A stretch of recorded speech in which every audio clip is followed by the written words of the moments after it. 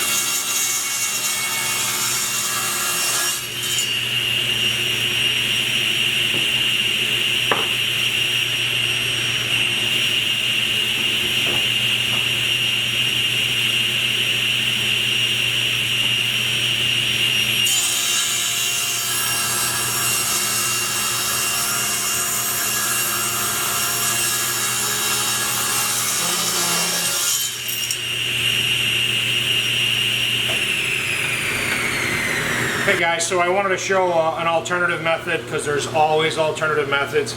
Wanted to show another alternative method for cutting the tenons on the ends of the stretchers here. If you're not really into hand saws and you want to do everything with a power saw, at some point I highly recommend you hone your hand saw skills.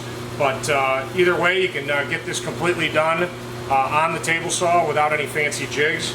Basically setting it up the same way we did before for the shoulder cut, and then using the table saw to nibble away. If you have a dado blade, which I do, great, it'll make it go quicker. But if you're just doing a couple of tenons, you can certainly just nibble away with the table saw like I'm going to show you now.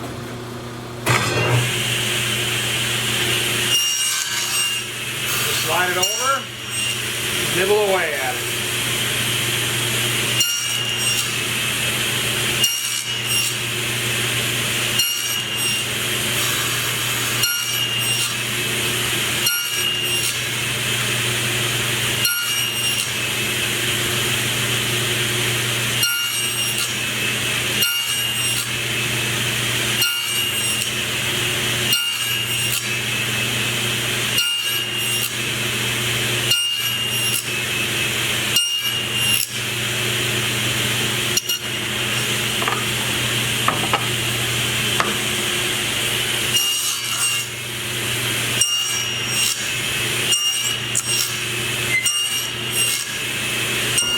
Okay, time to put shoulders on the top supports and the lower supports.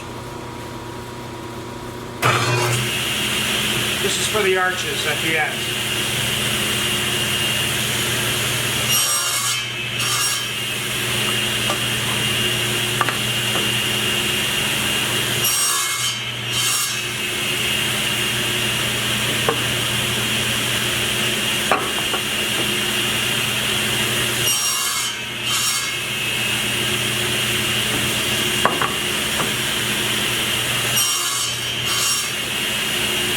All right, let's cut the arches.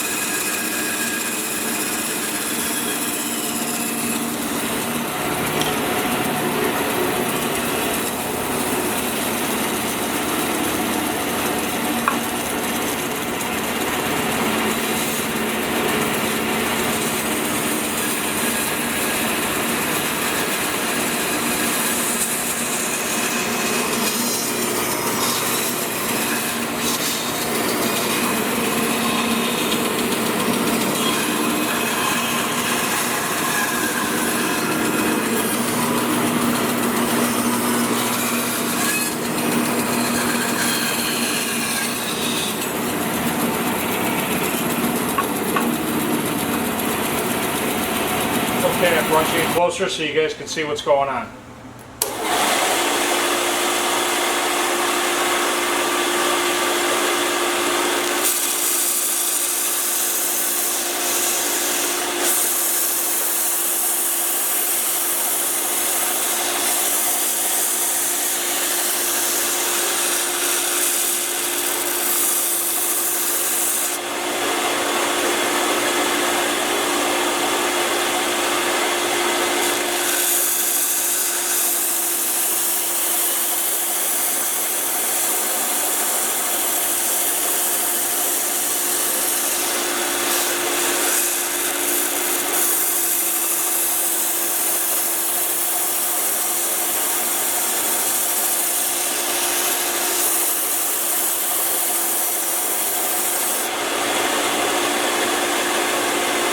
Alright, so as you can see here, I've got all the parts completed for the base. I've got all the tenons fit, I've got the cross rails fitted as well. So what I'm going to do next is go ahead, I've got pencil lines all over these. It's a shop tool, but I still want to clean it up a little bit. So I'm going to go ahead and take a hand plane to these. I'll do that off camera. I'm going to get it all smoothed out, get all the pencil marks removed and cleaned up. I'll also put a little bevel on each corner so we don't have sharp corners because those can catch. And we'll go ahead and get this ready for glue up and get it glued up. There the two pedestals are all glued up, part of the base. So we're going to let those dry and then we'll get the rails glued in. So we've got each side of the trestle glued up now. I have it leveled up here on the drill press, and what I want to do is I want to drill 3/8 inch holes that will peg the tenons down into the top and into the foot.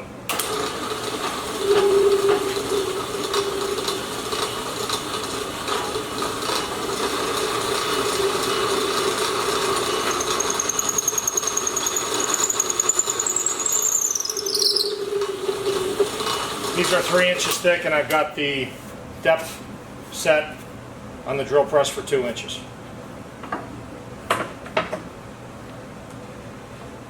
So we're not going all the way through.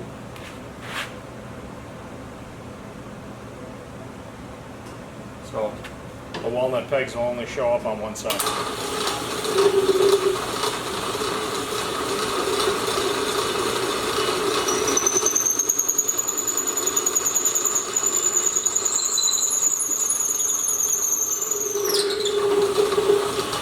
Alright, I've already squirted some glue down into the hole.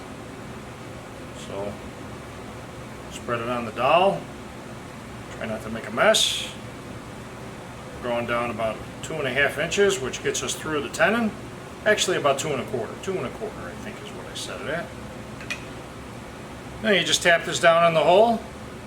That's going to lock the joint in place, and you'll hear it when it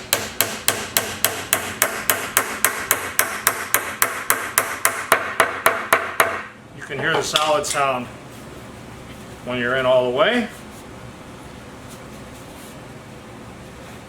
This base is going to take a lot of movement and abuse with grinders running on it and whatnot, belt grinder and regular grinder, so I want to have it nice and sturdy so that the tenon doesn't come loose. I'll take a flush trim saw. This particular one's from Veritas, and trim it flush, and then I'll go ahead and take a block plane and clean that up. Alright guys, so I got the bottom rails put on and I've got it all glued up and the clamps are on, so now we just got to let it dry. And the very last step before we get all the tools on it is to attach it to the top, and we're going to do that with figure 8s, and I'll show you that when we do the next step. Okay, the time has come to attach the top to the base. So we're going to use figure 8s to do that. I use these frequently for attaching tabletops to bases. If this was a piece of plywood, you could just screw it into the bottom and be done. Wrap it, whatever. We're using hardwood. Hardwood's going to move. It's going to expand and contract due to seasonal movement, and here in northern Illinois we get a lot of moisture in the summer with humidity, so this table needs to be allowed to move the top. So these figure 8s will allow that. So what I've already done is I've marked off 3 inches in from each end and about 1/4 inch in off the edge on both sides. And what that does is it allows the little figure 8 to be centered on the stand. And once I get these drilled and attached, I'll bring you in for a close-up for those of you who haven't seen these before. With a Forstner bit, I'm just going to drill these down about 1/8 inch.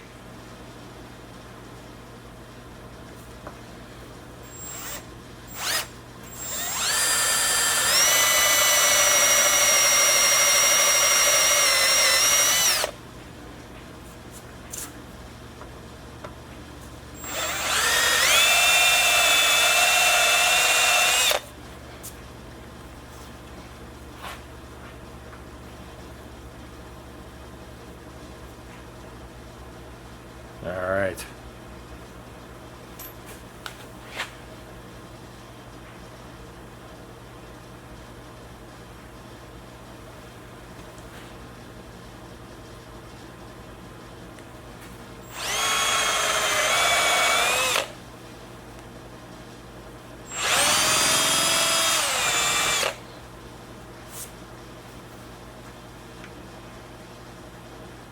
All you need to do is make sure you just get the recess down below the surface so that it doesn't force the table to stick up. All right, so that's what it looks like installed. There's 4 of them, and now we're going to go ahead and flip this over up on top of the bench, sitting on top of the top, and screw in through the other holes.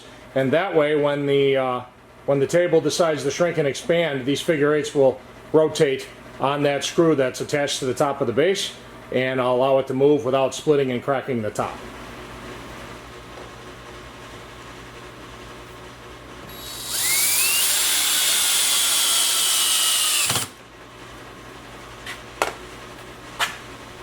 Alright, so wrapping up this video here and this video series, the grinder stand is complete. As you can see, I've already done some work getting a few of the grinding tools and sharpening tools that I want to get on this stand set up here. Got the belt grinder all set up, and I went ahead and mounted a 2 horsepower motor that I bought for the sole purpose of operating this. It's a 3-phase motor, and it's running off of a VFD. This is actually not the VFD that I was planning on using to operate the belt grinder. The one that came with it, with the motor that I had purchased as a unit, has a problem. I contacted customer service. They tried to troubleshoot it over the phone, and now it's got to go back. So because I've got work to do, I went ahead. I had another Taco FM50.